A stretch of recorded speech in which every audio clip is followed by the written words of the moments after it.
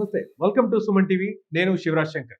నిత్యం ప్రజలకి వైద్య సేవలు అందిస్తూ మరింత వైద్యం, మరిన్ని సదుపాయాలతో ప్రక్షాళన దిశగా అడుగులేస్తుంది మన గుంటూరు జీజీహెచ్ హాస్పిటల్. అయితే మన గుంటూరు జీజీహెచ్‌లో ఎన్నో క్లిష్టమైన ఆపరేషన్లు చేసి సక్సెస్ సాధించి ఎప్పుడూ వార్తల్లో నిలుస్తూ ఉంటారు మన గుంటూరు జీజీహెచ్ హాస్పిటల్ వైద్యులు మరియు సిబ్బంది. అయితే ఇటీవల ప్రపంచంలోనే అత్యంత అరుదైన సమస్యకి శస్త్రచికిత్స చేసి సక్సెస్ఫుల్ గా ఆపరేషన్ కంప్లీట్ చేశారు మన గుంటూరు జీజీహెచ్ వైద్యులు. అయితే ప్రపంచవ్యాప్తంగా 100 కేసుల లోపు మాత్రమే ఇప్పటి వరకు నమోదయ్యాయని, అయితే ఇది చాలా అత్యంత అరుదైన సమస్య అని చెప్పేసి అక్కడ వైద్యులు చెప్తున్న పరిస్థితి. అసలు ఇంతకీ ఆ సమస్య ఏంటి? ఆ చిన్నారి పరిస్థితి ఎలా ఉంది? వారు చేసినటువంటి వైద్యం ఏంటి? అయితే ఈరోజు మనం గుంటూరు జీజీహెచ్‌కెళ్ళి ఆ చిన్నారికి వచ్చిన సమస్య ఏంటి? దానికి వైద్యులు చేసినటువంటి ఆపరేషన్ ఏంటి? పూర్తి వివరాలు తెలుసుకునే ప్రయత్నం చేస్తున్నాం. సో ప్రస్తుతం మనతో పాటు ఈ ఆపరేషన్‌ని విజయవంతంగా పూర్తి చేసినటువంటి head of the department of paediatric surgery doctor Bhaskar Rao garu ఉన్నారు. ఆయనతో మాట్లాడదాం. నమస్కారం డాక్టర్ గారు. నమస్తే అండి. సార్, ఈ సర్జరీ ఇప్పటివరకు ప్రపంచంలో లెస్ దాన్ 100 అంటే 100 కేసులకు బిలోనే 100 కేసుల కంటే తక్కువ. అవును. అంత క్లిష్టమైన సమస్య అది. అవునండి. Rare condition. yes sir. ఈ సమస్య అసలు ఏంటి? దానికి మీరు చేసిన వైద్యం ఏంటి? ఇదండి మనకి అంటే మామూలుగా ఫీటస్ ఇన్ ఫీటో అంటామంటే పిండంలో పిండం అని దాని లిటరల్ మీనింగ్. అంటే బేబీ పొట్టలో ఇంకో పిండం పెరుగుతుంది. అంటే మామూలుగా ఇది ఒక విధంగా మనకు కమలంలో ఎట్లా తయారవుతారో అదే పద్ధతిలో రెండుగా ఒక కణం రెండుగా అయిపోయి దానికి పూర్తిగా తయారవ్వకుండా ఒకటి డామినేట్ చేసేసి రెండోది ఒకదాని పట్ల పెరుగుతుంది. దానివల్ల ఏంటంటే ఒక బేబీ మామూలుగా ఉంటుంది, ఇదేమో పిండం దశలోనే అట్లాగే ఉండిపోద్ది. పెరుగుదల ఉండదు, గ్రోత్ ఉండదు, దానికి లైఫ్ ఉండదు. అయితే మిగతా అవయవాలన్నీ ఉంటాయి. అంటే కాళ్ళు, చేతులు, వెన్నుపూస, అట్లాగే లివరు, అన్నీ పుర్రె లాంటిది, కళ్ళు లాంటివి అన్నీ ఉంటాయి. అయితే బ్రెయిన్ ఉండదు, అంటే మెదడు ఉండదు. అది అంటే కంపాటబుల్ అయితే లైఫ్ కంపాటబుల్ కాదు. దానికి ఏంటంటే ఆ బిడ్డ నుంచే రక్తనాళం నుంచే సప్లై తీసుకుంటుంది, దాని నుంచే సర్వే అవుతుంది. దాని మీద అంటే ఒక విధంగా పరాన్నజీవి లాగా పొట్టలో ఉంటుంది. సరే, కవల పిల్లలకి ఇప్పుడు ఉన్నటువంటి ఈ సమస్యకి ఏమైనా డిఫరెన్స్ అంటే దీనికి లైఫ్ ఉండదు.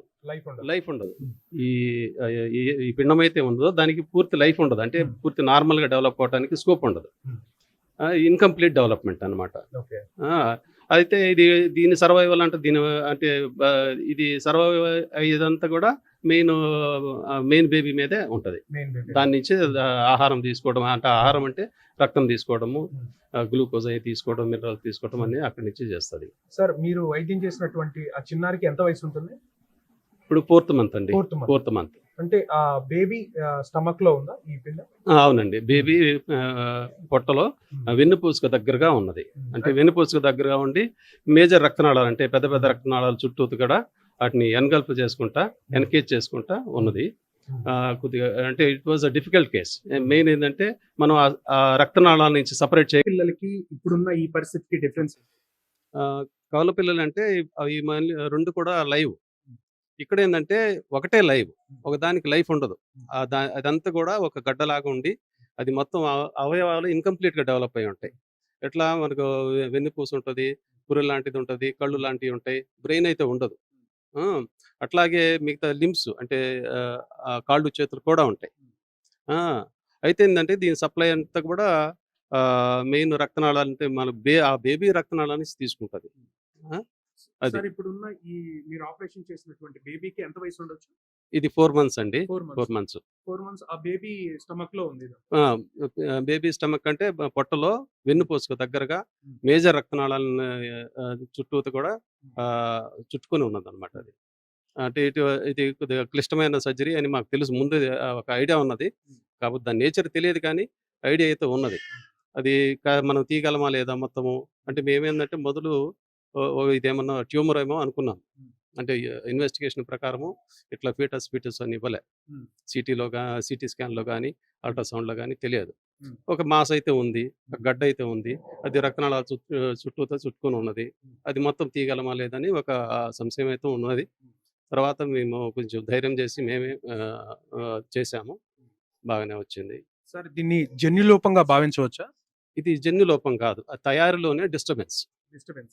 రెండుగా తయారయ్యే భాగంలో కొంత డిస్టర్బెన్స్ వచ్చి ఒకటి పెద్ద డెవలప్ అవుతూ ఒకటి డెవలప్ అవుతుంది. సార్ దీనికి ప్రపంచవ్యాప్తంగా ఎలాంటి వైద్య సేవలు ముఖ్యంగా ఇండియాలో దీనికి సంబంధించి ఎటువంటి వైద్య సదుపాయాలు అందుబాటులో ఉన్నాయి? అంటే ఇవన్నీ కూడా పిడియాట్రిక్ సర్జరీ డిపార్ట్మెంట్లో చేస్తారండి, వేరే ఎక్కడ చేయరు. అది కూడా చాలా వరకు ఏంటంటే ప్రజెంటేషన్స్ కూడా వేరుగా ఉంటాయి. ఒక్కోసారి అంటే మామూలుగా మెయిన్ బిడ్డ పొట్టలో ఉండొచ్చు, లేదా పెల్విస్ అంటే నడుము దగ్గర ఉండొచ్చు, ఛాతీలో ఉండొచ్చు, ఒక్కోసారి బ్రెయిన్లో కూడా ఉండొచ్చు. అట్లా ఉంటాయి. అవి రేరు, బట్ ఎక్కువ మాత్రం పొట్టలో ఉంటాయి. 80% పొట్టలోనే ఉంటాయి. సార్ ఆ బేబీ పూర్తిగా రికవరీ అయినట్టా? లేదంటే ఫర్దర్‌గా ఏమన్నా ట్రీట్‌మెంట్ తీసుకోవాలా? ఇది పూర్తిగా రికవర్ అయింది ఆ బేబీ వరకు. పూర్తి 100%. 100% పూర్తిగా అబ్సల్యూట్‌గా నార్మల్. సార్ ఇటువంటి కేసెస్‌లో సక్సెస్ రేట్ ఎంత వరకు ఉండొచ్చు? సక్సెస్ అంటే మనకు మెయిన్ అక్కడ ఎక్కడ అటాచ్ అయిందని మనకు తెలుసుకోవాలండి. అక్కడ ఉన్న రక్తనాళాల పొజిషను, మనం వాటిని సెపరేట్ చేయగలమా లేదా? ఒకవేళ మనకేమన్నా డ్యామేజ్ అయితే దాన్ని మళ్ళీ రిపేర్ చేయగలమా లేదా? ఆటి మీద డిపెండ్ అవుతుంది. సో ఈ పర్టిక్యులర్ సమస్యకి మీరు చేసినటువంటి వైద్యం గురించి ఏమైనా చెప్తారా? మేమేందంటే మాకు ఈ కడుపులో గడ్డతో అనే వచ్చాడండి. మాకు పిడియాట్రిక్ డిపార్ట్మెంట్ నుంచి రిఫరల్ వచ్చింది. మా దగ్గర పెట్టుకున్నాము. మేము ఇక్కడ ఆపరేషన్ చేశాము. చేసేటప్పుడు ఏందంటే మనం పొట్ట ఓపెన్ చేస్తాం. చేసిన తర్వాత అది ఎక్కడుందో చూసుకుంటాము. చూసుకున్న తర్వాత కొంత అంటే అంతా మొత్తం ఏం కనిపించదు.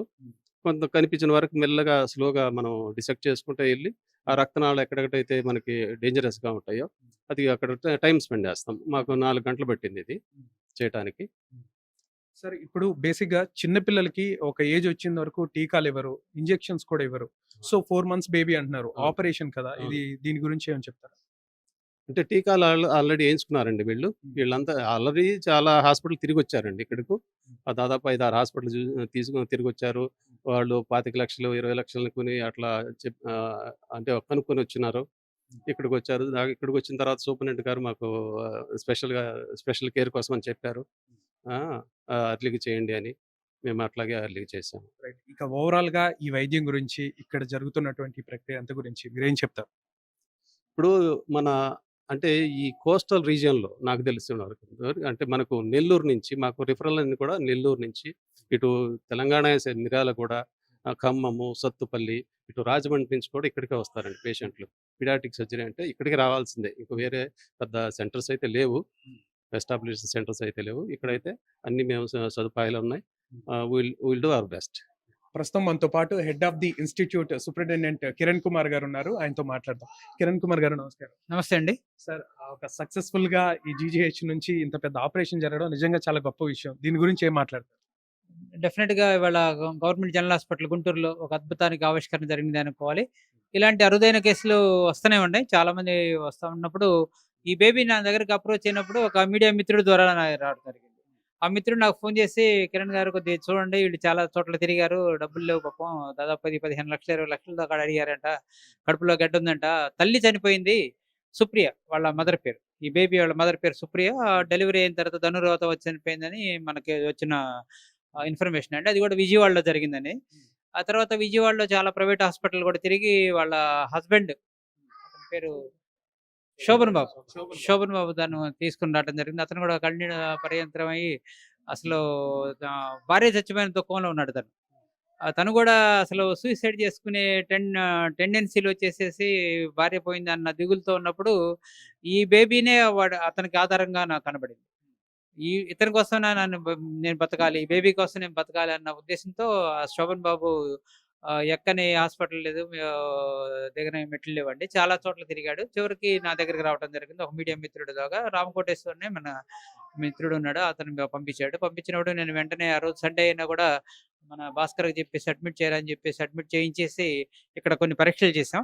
ఆ పరీక్షల్లో అయితే మాత్రం తేలలేదు. బట్ ఇలాంటి అంగవైకల్యమా అనుకోవాలి. ఇవన్నీ కూడా ఎలా అంటే పుట్టుకతో జరిగే లోపాలండి. పుట్టుకతో వచ్చే లోపాలను మనం తీసుకోవాల్సిన అవసరం ఉంది. యూజువల్‌గా మనం చూస్తా ఉంటాం, చాలా మందికి ఇద్దరు పిల్లలు పుడతా ఉంటారు. కమల పిల్లలు అంటా ఉంటాం. కొంతమంది ట్రిప్లెట్స్, నలుగురు, ఐదుగురు ఒకే కాన్పులో 7, 8 మంది పుట్టిన సంఘటనలు, 10 మంది బిడ్డలను కన్న తల్లులను కూడా మనం చూస్తున్నప్పుడు ఒక జైగోట్ ఫార్మ్ అయ్యి, ఒక పిండం ఫార్మ్ అయ్యి, అది డెవలప్ అయ్యే క్రమంలో అది 2గా విడిపోయి ఇద్దరు కవలగా పుడతారు. అది 4 అయినప్పుడు నలుగురుగా ట్రిప్లెట్స్ నలుగురు పిల్లలుగా పుట్టే అవకాశాలుంటాయి. ఈ క్రమంలోనే కొంత అవకతవకలు జరిగి, ఒక బిడ్డ పూర్తిగా డెవలప్ అయ్యి, ఒక బిడ్డ పూర్తిగా డెవలప్ కాక, ఆ డెవలప్ కాని బిడ్డ డెవలప్ అయిన బిడ్డకి అటాచ్‌మెంట్ అయ్యి ఆ కడుపులోనే ఉండటం. ఒక్కోసారి భాస్కర్ చెప్పినట్టు తలలో ఉండొచ్చు, థొరాక్స్‌లో ఉండొచ్చు, పెల్విస్‌లో ఉండొచ్చు, ఔట్ సైడ్ కూడా ఉండొచ్చు. కాబట్టి ఎక్కడైనా కూడా విభజన జరిగే క్రమంలో కొంత లోపం జరిగింది కాబట్టి ఇలాంటివి వస్తా ఉంటాయి. ఇలాంటివి అరుదుగా మనకు సంఘటనలు, పుస్తకాల్లో డిస్క్రిప్షన్‌లు ఉన్నాయి గానీ, లిటరేచర్‌లో వచ్చి చూసుకుంటే మనకి 100 కన్నా తక్కువ కేసులే ఇవాళ ప్రపంచవ్యాప్తంగా నమోదవ్వటం అనేది అరుదైన చర్యగా మనం తీసుకోవాలి. సార్ ఇది చాలా మంది డాక్టర్లకే చాలా కొత్త కేసు. ఇలాంటి కేసులు వచ్చినప్పుడు తల్లిదండ్రులు గుండె పగిలిపోయినంత పరిస్థితి వస్తుంది. ఎక్కడికి వెళ్ళాలో తెలీదు. ఇక గవర్నమెంట్ హాస్పిటల్స్‌కి వెళ్తే సరైన వైద్యం అందుతుందా లేదని చాలా మందిలో డౌట్ ఉంది. బట్ ఇక్కడికొచ్చి చూస్తే మాత్రం పరిస్థితులన్నీ అసలు వేరుగా ఉన్నాయి. చాలా పెద్ద సమస్య. ఈ పెద్ద సమస్యని చాలా అలవోకగా ఆపరేషన్ చేసి క్లియర్ చేశారు. దీని గురించి ఏం చెప్తారు? సో, ఇలాంటివి డెఫినిట్‌గా ఇవాళ ఆధునికమైన వైద్యం అందుబాటులోకి వచ్చిన తర్వాత కొన్ని కొన్ని స్కానింగ్‌లున్నాయండి. టిఫా స్కానింగ్ అనేది మనం ఈ మధ్య కాలంలో చాలా ప్రాచుర్యం పొందింది. ప్రతి ఒక్కళ్ళు కూడా దాన్ని చేయించుకుంటున్నారు. ఆ టిఫా స్కానింగ్ చేస్తే మాత్రం బిడ్డలో కలిగే అంగవైకల్యాలు గానీ, మెదడులో లోపాలు గానీ, స్పైనల్ కార్డ్ లోపాలు గానీ, అలానే ఇలాంటి ట్విన్స్‌లో వచ్చే లోపాలు కూడా గ్రహించవచ్చు. బట్ ఈ టిఫా స్కాన్ అనేది ప్రాపర్‌గా జరగలేదు అనిపించింది నాకు. జరిగుంటే మాత్రం ఇవాళ సర్జరీ అనేది ఆధునికమైన యుగంలో సర్జరీ అంటే ఇన్ విట్రో సర్జరీ. బేబీ కడుపులో ఉన్నప్పుడే గర్భసంచి ఓపెన్ చేసి, ఆపరేషన్ చేసి, మళ్ళీ గర్భసంచి లోపల పెట్టి, మళ్ళీ గర్భాన్ని అలా కంటిన్యూ చేసిన క్రమం కూడా జరుగుతున్నప్పుడు, ఇది అంత కష్టమైంది కూడా అనిపిస్తది ఒక్కోసారి. ఎందుకంటే ఆధునికమైన వైద్యం వాళ్ళు అందుబాటులో ఉంది కాబట్టి మనోళ్ళు చేయగలిగారు. ప్రాపర్‌గా అయితే మాత్రం డయాగ్నోసిస్ చేయటానికి కొంత టిఫా స్కాన్ గాని, అల్ట్రాసౌండ్ గాని, ఎంఆర్ఐ స్కాన్ గాని ఇవన్నీ కూడా ముందే చెప్పుంటే ఇంకొంత ప్లాన్డ్‌గా చేయటానికి వీలయ్యేది. బట్ ప్రజలైతే మాత్రం కొంత ఆందోళన, ఎస్పెషల్లీ తల్లిదండ్రులకి ఆందోళన ఉంటుందండి. ఎందుకంటే లోపల కడుపులో బిడ్డ కడుపులో ఏదో ఉంది. ఏటి అని తెలీదు. అది గడ్డ కావచ్చు, క్యాన్సర్ గడ్డ కావచ్చు, లేకపోతే ఇంకోటి కావచ్చు. ఇలాంటి ఫీటస్ ఇన్ ఫీటో కడుపు లోపల శిశువు లోపల పెరగని శిశువు ఉన్నది అనేది ఎవరు ఊహించలేరు కాబట్టి, అది మనం ఆపరేషన్ అయిపోయిన తర్వాతనే ఈ విషయంలో బయటపడింది. కానీ కొన్ని కొన్ని సార్లు ముందే భయపడే అవకాశాలు కూడా ఉన్నాయి. భయపడాల్సిన పనేం లేదు. ఆందోళన పడాల్సిన అవసరం లేదు. సార్ బేసిక్‌గా TIFFA scan fifth or sixth మంత్‌లో తీస్తూ ఉంటారు. చాలా చోట్ల అవైలబుల్ కూడా లేవు టిఫా స్కాన్. ఈ మధ్య చాలా మందికి తెలుస్తుంది. అవునండి. సో, ఇటువంటి పరిస్థితుల్లో చాలా మంది పిల్లల విషయంలో ఎటువంటి జాగ్రత్తలు తీసుకుంటే మంచిదంటారు? సో, ఇవాళ ఆధునికమైన మహిళకి అందుబాటులో లేని పరీక్ష అంటూ లేదండి. ప్రతి ఒక్కళ్ళు ఇవాళ విలేజ్‌ల్లో కూడా గర్భిణీ వచ్చింది అనంగాల్నే వెంటనే వాళ్ళంతట వాళ్ళే స్కాన్ చేయించుకున్న స్టేజ్ కూడా కనపడతా ఉంది. ఇవాళ విలేజ్‌ల్లో కూడా స్కాన్ చేస్తున్నారు. రొటీన్ అల్ట్రాసౌండ్ స్కాన్‌లో కొన్ని కొన్ని బయటపడతా ఉంటాయి. ఉమ్మనీరు ఎక్కువ ఉండటం గానీ, తల సరిగ్గా పెరగకపోవటం గానీ, లేతే ఎక్కువ 3, 4 కాళ్ళు ఉండడం ఇలాంటివి అయితే మాత్రం ఈజీగా గుర్తిస్తారు. ఈ టిఫా స్కాన్ అయితే మాత్రం అది కొద్దిగా ఆధునికంగా ఉంటది కాబట్టి, కొద్దిగా కాస్ట్‌లీ ఎక్విప్‌మెంట్ కాబట్టి, అన్ని చోట్ల అందుబాటులో ఉండదు కాబట్టి, కొన్ని సెంటర్‌లో అయితే అందుబాటులో ఉంది. మనం గవర్నమెంట్ హాస్పిటల్ అయితే మాత్రం టిఫా స్కాన్ కూడా చేపిస్తున్నానండి నేనొచ్చిన తర్వాత. సార్ ఎస్పెషల్లీ జీజీహెచ్‌లో మరిన్ని వైద్య సదుపాయాలు మరింత వైద్యం అందిస్తే ప్రయత్నాలుగా జరుగుతున్నాయి ఇక్కడ. ప్రక్షాళన జరుగుతుంది. సో, దాని గురించి ఏం చెప్తారు? సో, గవర్నమెంట్ హాస్పిటల్స్ వాళ్ళ నబూర్ షో, నభాషోత్ అన్నట్టు వాళ్ళ డెవలప్‌మెంట్ అయితే మాత్రం నేనొచ్చి 1 ఇయర్ అయింది. 1 ఇయర్‌లో కూడా చాలా రకాల మార్పిడికి శ్రీకారం చుట్టాం. వాటిలో భాగంగా ప్రజలు కూడా తండోపతండాలుగా రావటం జరుగుతా ఉంది. ఇదివరలో 1500 మంది వచ్చే పేషెంట్లు ఇవాళ 4500 మంది పేషెంట్లు ఇవాళ మన హాస్పిటల్‌కి రావటం జరుగుతా ఉంది.